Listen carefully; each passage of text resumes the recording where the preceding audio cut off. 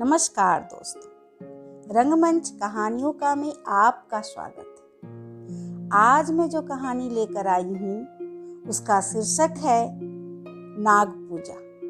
यह प्रेमचंद्र की प्रसिद्ध कहानियों में से एक है। यदि ये कहानी आपको पसंद आती है तो मेरा आपसे विनम्र अनुरोध है कि आप मेरे चैनल को सब्सक्राइब करें, लाइक करें तथा अपने साहित्य प्रेमी दोस्तों के साथ अवश्य शेयर करें। तो लीजिए, आपके सामने प्रस्तुत है प्रेमचंद्र की प्रसिद्ध कहानी नाग पूजा।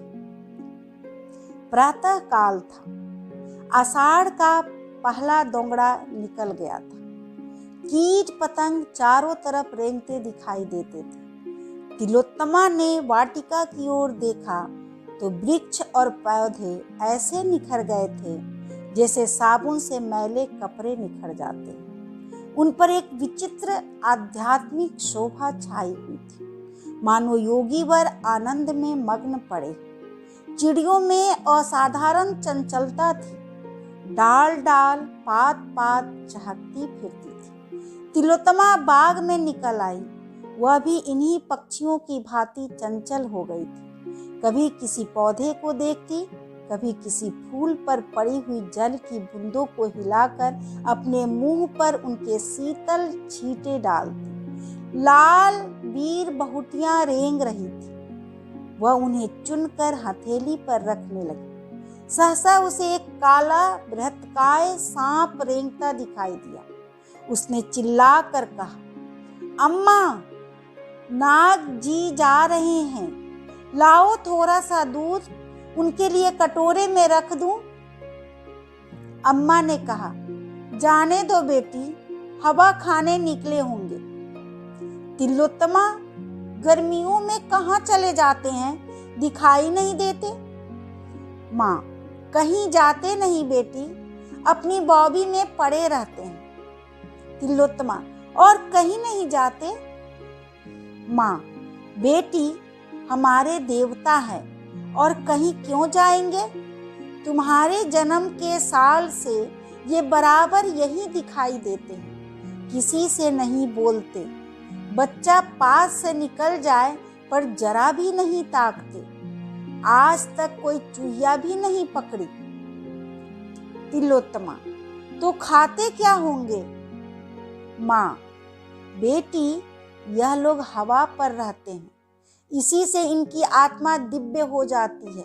अपने पूर्व जन्म की बातें इन्हें याद रहती है, आने वाली बातों को भी जानते हैं। कोई बड़ा योगी जब अहंकार करने लगता है तो उसे दंड स्वरूप इस योनि में जन्म लेना पड़ता है। जब तक प्रायश्चित पूरा नहीं होता तब तक वह इस योनि में रहता है। कोई कोई तो 100 200 वर्ष तक जीते रहते हैं। तिलोत्तमा, इनकी पूजा न करे तो क्या करे। माँ, बेटी कैसी बच्चों की सी बातें करती हो। नाराज हो जाए तो सिर पर न जाने क्या विपत्ति आ पड़े।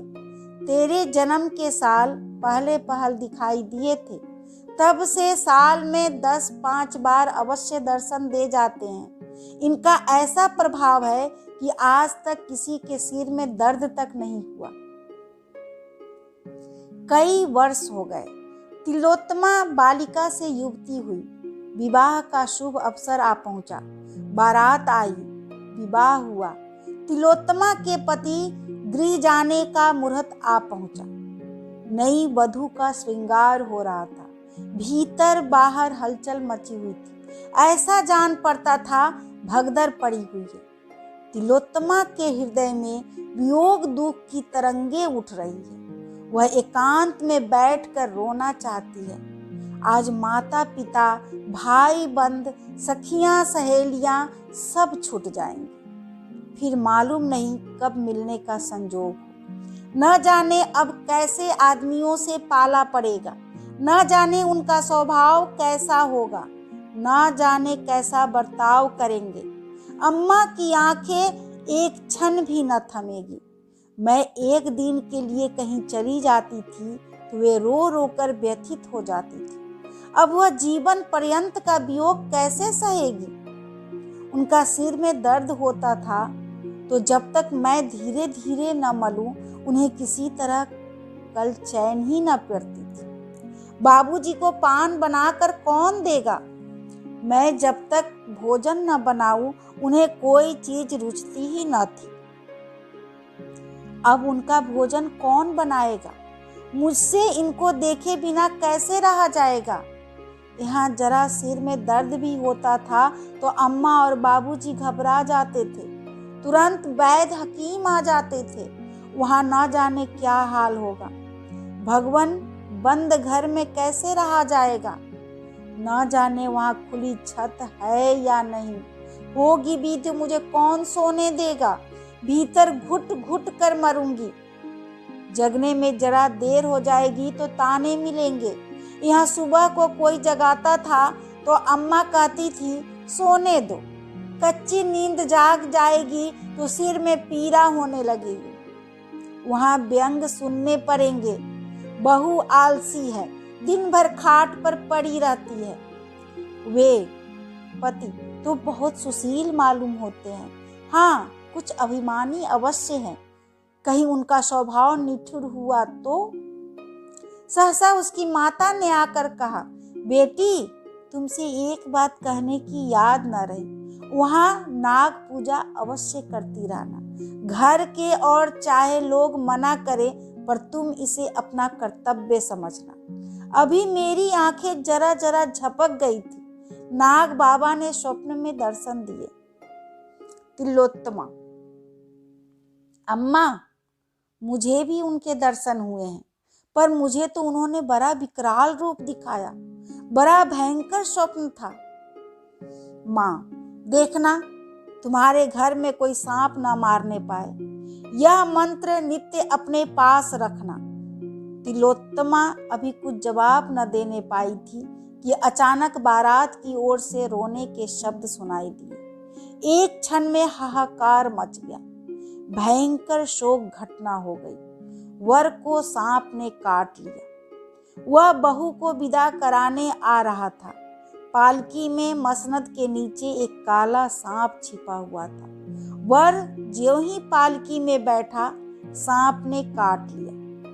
चारों ओर कोहराम मच गया। तिलोत्तमा पर तो मानो वज्रपात हो गया। उसकी माँ सिर पीट पीट कर रोने लगी। उसके पिता बाबू जगदीश चंद्र मूर्छित होकर गिर पड़े। हृदय रोग से पहले ही ग्रस्त थे। झाड़ फूक करने वाले आए, डॉक्टर बुलाए गए, पर विष घातक था। जरा देर में वर के ओठ नीले पड़ गए, नख काले हो गए, मूर्छा आने लगी। देखते देखते शरीर ठंडा पड़ गया।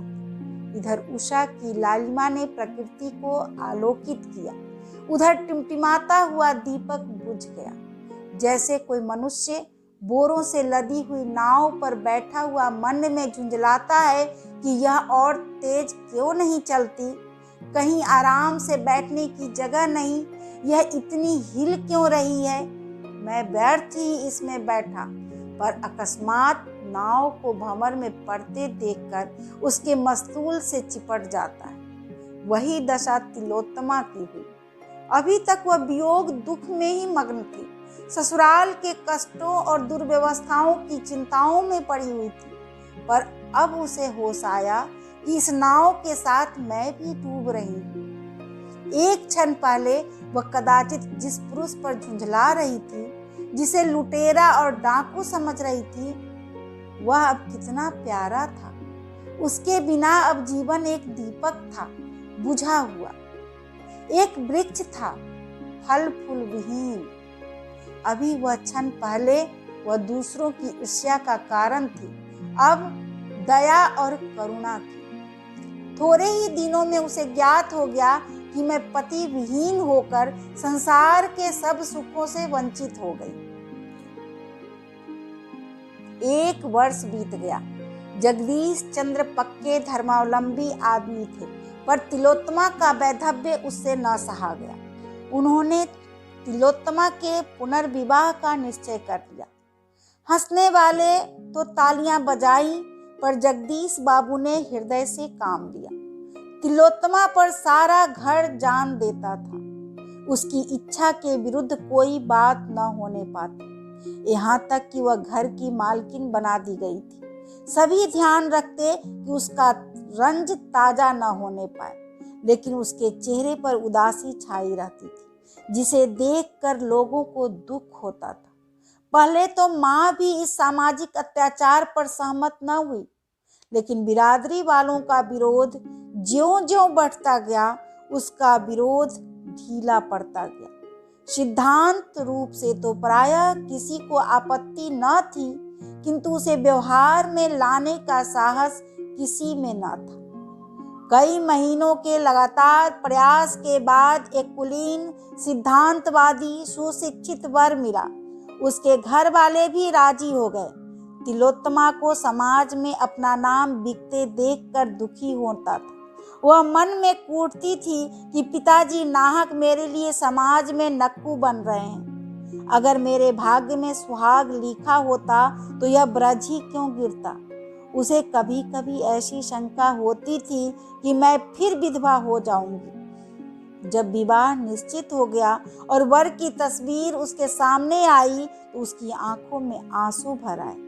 चेहरे से कितनी सज्जनता, कितनी दृढ़ता, कितनी विचारशीलता टपकती थी। वह चित्र के लिए हुए माता के पास गई और शर्म से सिर झुकाकर बोली, अम्मा, मुझे मुंह तो न खोलना चाहिए, पर अवस्था ऐसी आ पड़ी है कि बिना मुंह खोले रहा नहीं जाता। आप बाबूजी को मना कर दे। मैं जिस दशा में हूँ संतुष्ट हूँ। मुझे ऐसा भय हो रहा है कि अब की बार फिर वही शोक घटना। माँ ने सहमी हुई आंखों से देखकर कहा, बेटी, कैसी अपशकुन की बातें मुंह से निकाल रही हो। तुम्हारे मन में भय समा गया है, इसी से यह भ्रम होता है। जो होनी थी वह हो चुकी। अब क्या ईश्वर तुम्हारे पीछे पड़े ही रहेंगे। तिलोत्तमा, हाँ, मुझे ऐसा मालूम होता है। माँ, क्यों? तुम्हें ऐसी शंका क्यों होती है? तिलोत्तमा, न जाने क्यों, कोई मेरे मन में बैठा हुआ कह रहा है कि फिर अनिष्ट होगा। मैं प्रायः नित्य डरावने स्वप्न देखा करती हूँ। रात को मुझे ऐसा जान पड़ता है कि कोई प्राणी जिसकी सूरत सांप से बहुत मिलती जुलती है मेरे चारपाई के चारों ओर घूमता है।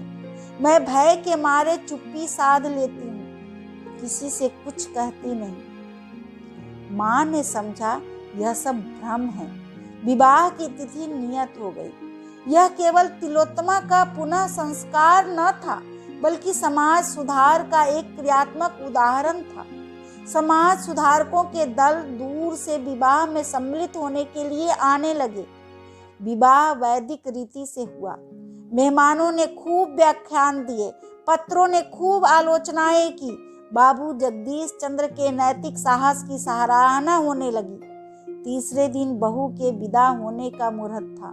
जनवासे में यथासाध्य रक्षा के सभी साधनों से काम लिया गया था। बिजली की रोशनी से सारा जनवासा दिन सा हो गया था। भूमि पर रेंगती हुई चींटी भी दिखाई देती थी। केशों में न कहीं शिकन थी, न सिलवट और न झोल। शामियाने के चारों तरफ कनाते खड़ी कर दी गई थी। किसी तरफ से कीड़ों मकोड़ों के आने की संभावना न थी, पर भाभी प्रबल होती थी। प्रातः काल के 4 बजे थे। तारागणों की बारात विदा हो रही थी। बहू की विदाई की तैयारी हो रही थी। एक तरफ शहनाइयां बज रही थी, दूसरी तरफ से विलाप की आर्तध्वनि उठ रही थी, पर तिलोत्तमा की आंखों में आंसू न थे। समय नाजुक था। वह किसी तरह घर से बाहर निकल जाना चाहती थी। उसके सिर पर तलवार लटक रही थी। रोने और सहेलियों से गले मिलने में कोई आनंद न था। जिस प्राणी का फोड़ा चिलक रहा हो, उसे जरा का घर बाग में सैर करने से ज्यादा अच्छा लगे तो क्या आश्चर्य है। वर को लोगों ने जगाया। बाजा बजने लगा। वह पालकी में बैठने को चला कि वधू को विदा कर लाए, पर जूते में पैर डाला ही था कि चीख मार कर पैर खींच लिया। मालूम हुआ पांव चिंगारियों पर पड़ गया। देखा तो एक काला सांप जूते में से निकलकर रेंगता चला जाता था। देखते देखते गायब हो गया।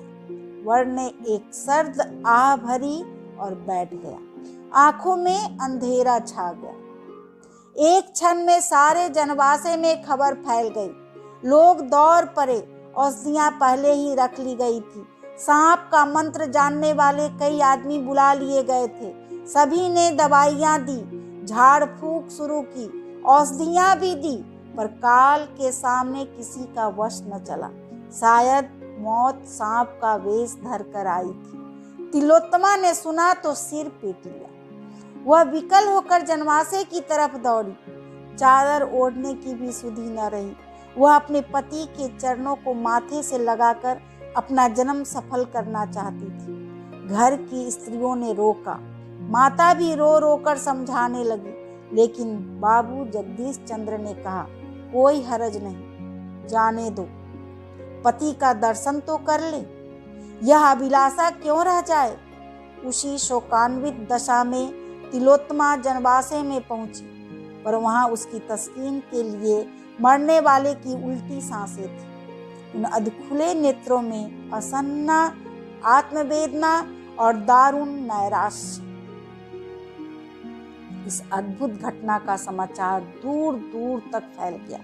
जड़वादीगण चकित थे। यह क्या माजरा है। आत्मवाद के भक्त ज्ञात भाव से सिर हिलाते थे, मानो वे त्रिकालदर्शी हैं। जगदीश चंद्र ने नसीब ठोक लिया। निश्चय हो गया कि कन्या के भाग्य में विधवा रहना ही लिखा है। नाग की पूजा साल में 2 बार होने लगी। तिलोत्तमा के चरित्र में भी एक विशेष अंतर दिखने लगा। भोग और विहार के दिन भक्ति और देवाराधना में कटने लगे। निराश प्राणियों का यही अवलंब है। 3 साल बीते थे कि ढाका विश्वविद्यालय के अध्यापक दयाराम ने इस किस्से को फिर ताजा किया। वे पशु शास्त्र के ज्ञाता थे। उन्होंने सांपों के आचार व्यवहार का विशेष रीति से अध्ययन किया। वे इस रहस्य को खोलना चाहते थे। जगदीश चंद्र को विवाह का संदेशा भेजा। उन्होंने टाल मटोल किया। दयाराम ने और भी आग्रह किया। लिखा, मैंने वैज्ञानिक अन्वेषण के लिए यह निश्चय किया है, मैं इस विषधर नाग से लड़ना चाहता हूँ। वह अगर 100 दांत लेकर आए तो भी मुझे कोई हानि नहीं पहुंचा सकता। वह मुझे काट कर आप ही मर जाएगा। अगर वह मुझे काट भी ले तो मेरे पास ऐसे मंत्र और औषधियां हैं कि मैं एक क्षण में उसके विष को उतार सकता हूँ। आप इस विषय में कुछ चिंता न कीजिए, मैं विष के लिए अजय हूँ। जगदीश चंद्र को अब कोई ऊर्ज न सूझा। हाँ, उन्होंने एक विशेष प्रयत्न यह किया कि ढाके में ही विवाह हो। ये तो वे अपने कुटुंबियों को साथ लेकर विवाह के 1 सप्ताह पहले गए। चलते समय अपने संदूक, बिस्तर आदि खूब देखभाल कर रखे कि सांप कहीं उसमें छिप कर न बैठ जाए। शुभ लगन में विवाह संस्कार हो गया। तिलोत्तमा विकल हो रही थी।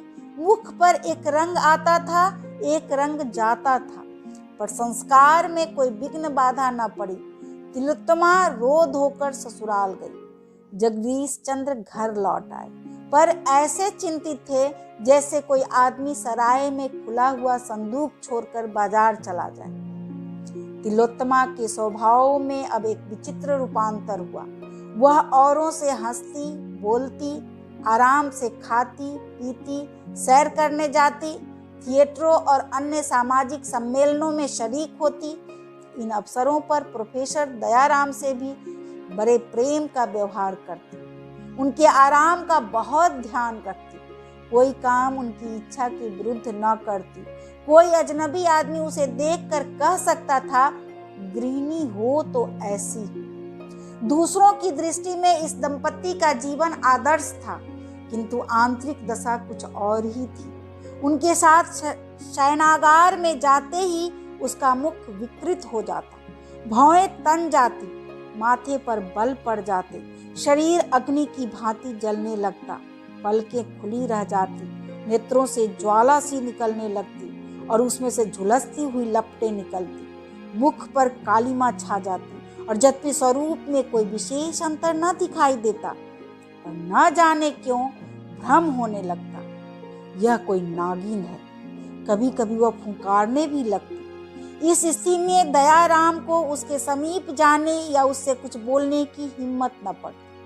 वे उसके रूप लावण्य पर मुग्ध थे, किंतु इस अवस्था में उन्हें उससे घृणा होती। उसे इसी उन्माद के आवेग में छोड़कर बाहर निकल जाते। डॉक्टरों से सलाह ली, स्वयं इसी विषय की कितनी ही किताबों का अध्ययन किया, पर रहस्य कुछ समझ में न आया। उन्हें भौतिक विज्ञान में अपनी अल्पज्ञता स्वीकार करनी पड़ी। उन्हें अब अपना जीवन असन्ना जान पड़ता। अपने दुस्साहसों पर पछताते। नाहक इस विपत्ति में अपनी जान फंसाई।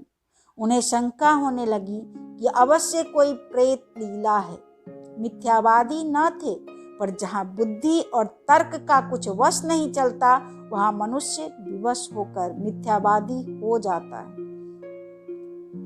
सनह सनह उनकी यह हालत हो गई कि सदैव तिलोत्तमा से सशंक रहते। उसका उन्माद, विकृत मुखाकृति उनके ध्यान से न उतरते। डर लगता कि कहीं यह मुझे मार न डाले। न जाने कब उन्माद का आवेग हो। यह चिंता हृदय को व्यथित किया करती। हिप्नोटिज्म, विद्युत शक्ति और कई नए आरोग्य विधानों की परीक्षा की गई। उन्हें हिप्नोटिज्म पर बहुत भरोसा था, लेकिन जब यह योग भी निष्फल हो गया तो वे निराश हो गए। एक दिन प्रोफेसर दयाराम किसी वैज्ञानिक सम्मेलन में गए हुए थे। लौटे तो 12 बज गए थे। वर्षा के दिन थे। नौकर चाकर सो रहे थे। वे तिलोत्तमा के शयन गृह में यह पूछने गए कि मेरा भोजन कहाँ रखा है। अंदर कदम रखा ही था कि तिलोत्तमा के सिरहाने की ओर उन्हें अति भीमकाय काला सांप बैठा हुआ दिखाई दिया। प्रोफेसर साहब चुपके से लौट आए। अपने कमरे में जाकर किसी औषधि की एक खुराक पी और पिस्तौल तथा सांगा लेकर फिर तिलोत्तमा के कमरे में पहुंचे। विश्वास हो गया कि यह वही मेरा पुराना शत्रु है। इतने दिनों में टोह लगाता हुआ यहाँ आ पहुंचा, पर उसे तिलोत्तमा से क्यों इतना स्नेह है। उसके सिरहाने यूं बैठा हुआ है मानो कोई रस्सी का टुकड़ा है। यह क्या रहस्य है। उन्होंने सांपों के विषय में बड़ी अद्भुत कथाएं पढ़ी और सुनी थी, पर ऐसी कौतूहलजनक घटना का उल्लेख कहीं न देखा था। वे इस भांति सशस्त्र होकर फिर कमरे में पहुंचे तो सांप का पता न था। हाँ, तिलोत्तमा के सिर पर भूत सवार हो गया था। वह बैठी हुई आग्नेय नेत्रों से द्वार की ओर ताक रही थी। उसके नैनों से ज्वाला निकल रही थी, जिसकी आंच 2 गज तक लगती। इस समय उन्माद अतिशय प्रचंड था। दयाराम को देखते ही बिजली की तरह उन पर टूट पड़ी और हाथों से आघात करने के बदले उन्हें दांतों से काटने की चेष्टा करने लगी। इसके साथ ही अपने दोनों हाथ उनकी गर्दन में डाल दिए। दयाराम ने बहुतेरा चाहा, एड़ी चोटी तक का जोर लगाया कि अपना गला छुड़ा ले, लेकिन तिलोत्तमा का बाहुपाश प्रतिक्षण सांप की केडली की भांति कठोर एवं संकुचित होता जाता था। उधर यह संदेह था कि इसने मुझे काटा तो कदाचित इसे जान से हाथ धोना पड़े। उन्होंने अभी जो औषधि पी थी वह सर्प विष से अधिक घातक थी। इस दशा में उन्हें यह शोकमय विचार उत्पन्न हुआ, यह भी कोई जीवन है कि दंपति का उत्तरदायित्व तो सिर पर सवार, पर उसका सुख नाम का नहीं, उल्टे रात दिन जान का खटका। यह क्या माया है। वह सांप कोई प्रेत तो नहीं है जो उसके सिर आकर यह दशा कर दिया करता है। कहते हैं ऐसी अवस्था में रोगी पर जो चोट की जाती है वह प्रेत पर ही पड़ती है। नीची जातियों में इसके उदाहरण भी देखे हैं। वे इसी हैस बैस में पड़े हुए थे कि उनका दम घुटने लगा। तिलोत्तमा के हाथ रस्सी के फंदों की भांति उनके गर्दन को कस रहे थे। वे दीन असहाय भाव से इधर उधर ताकने लगे। क्यों कर जान बचे? कोई उपाय न सूझ पड़ता था। सांस लेना दुस्तर हो गया, देह शिथिल पड़ गई, पैर थरथराने लगा। सहसा तिलोत्तमा ने उनके बाहों की ओर मुंह बढ़ाया। दयाराम कांप उठे, मृत्यु आंखों के सामने नाचने लगी। मन में कहा, यह इस समय मेरी स्त्री नहीं, विषैली भयंकर नागिन है। इसके विष से जान बचनी मुश्किल है। अपनी औषधि पर जो भरोसा था वह जाता रहा। चूहा उन्मत्त दशा में काट लेता है तो जान के लाले पड़ जाते हैं। भगवान, कितना विकराल स्वरूप है। प्रत्यक्ष नागिन मालूम हो रही है। अब उल्टी पड़े या सीधी, इस दशा का अंत करना ही पड़ेगा। उन्हें ऐसा जान पड़ा कि अब गिरा ही चाहता हूं। तिलोत्तमा बार बार सांपों की भांति फुंकार मारकर जीभ निकाले हुए उनकी ओर झपटती थी। एकाएक वह बड़े कर्कश स्वर से बोली, मूर्ख, तेरा इतना साहस कि तू इस सुंदरी से प्रेमालिंगन करे? यह कहकर वह बड़े वेग से काटने को दौड़ी। दयाराम का धैर्य जाता रहा। उन्होंने दाहिना हाथ सीधा किया और तिलोत्तमा की छाती पर पिस्तौल चला दिया। तिलोत्तमा पर कुछ असर न हुआ। उसकी बाहें और भी कड़ी हो गई, आंखों से चिंगारियां निकलने लगी। दयाराम ने दूसरी गोली दाग दी। यह चोट पूरी पड़ी। तिलोत्तमा का बाहु बंधन ढीला पड़ गया। एक क्षण में उसके हाथ नीचे को लटक गए, सिर झुक गया और वह भूमि पर गिर पड़ी। जब वह दृश्य देखने में आया जिसका उदाहरण कदाचित अलिफ लैला और चंद्रकांता में भी न मिले, वही पलंग के पास जमीन पर एक काला दीर्घकाय सर्प पड़ा तड़प रहा था। उसकी छाती और मुंह से खून की धारा बह रही थी। दयाराम को अपनी आंखों पर विश्वास न आता था। यह कैसी अद्भुत प्रेत लीला थी। समस्या क्या है, किससे पूछूं? इस तिलिस्म को तोड़ने का प्रयत्न करना मेरे जीवन का एक कर्तव्य हो गया। उन्होंने सांगे से सांप की देह में एक कोचा मारा और फिर वे उसे लटकाए हुए आंगन में लाए। बिल्कुल बेदम हो गया था। उन्होंने उसे अपने कमरे में ले जाकर एक खाली संदूक में बंद कर दिया। उसमें भुस भरवाकर बरामदे पर लटकाना चाहते थे। इतना बड़ा गेहुअन सांप किसी ने ना देखा होगा। तब वे तिलोत्तमा के पास गए।